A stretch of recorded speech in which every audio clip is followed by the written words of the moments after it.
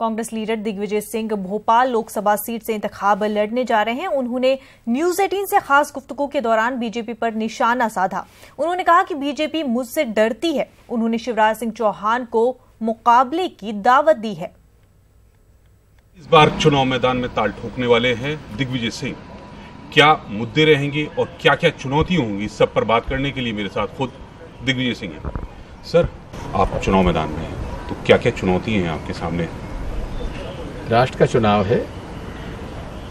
Bharatiya Janata party की सरकार के 5 साल पीछे के काम करने पर जो रिपोर्ट कार्ड है उस पर चुनाव होगा।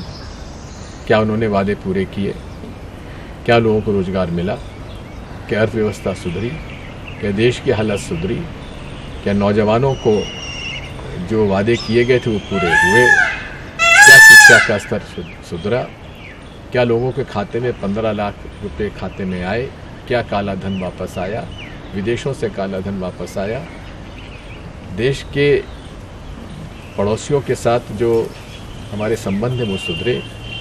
ये सारे मुद्दों पर चर्चा होगी, बहस होगी और मतदान होगा। तो ये मान लिया जाए कि इस बार जो चुनाव होगा भोपाल में वो दिग्विजय सिंह वर्सेस नरेंद्र मोदी होगा, क्योंकि ये मुद्दे सारे प्रधानमंत्री के।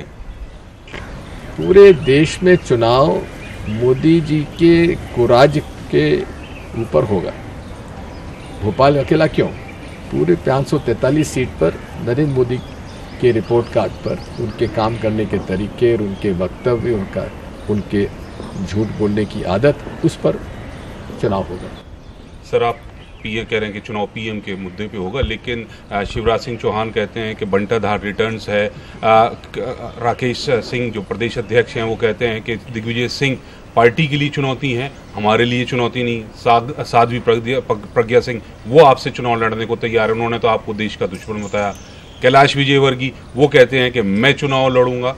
क्या ये लगता है कि दिग्विजय सिंह बहुत कमजोर हैं या वो लोग सिर्फ सुर्खियां पाने के लिए आपका नाम इस्तेमाल कर रहे हैं?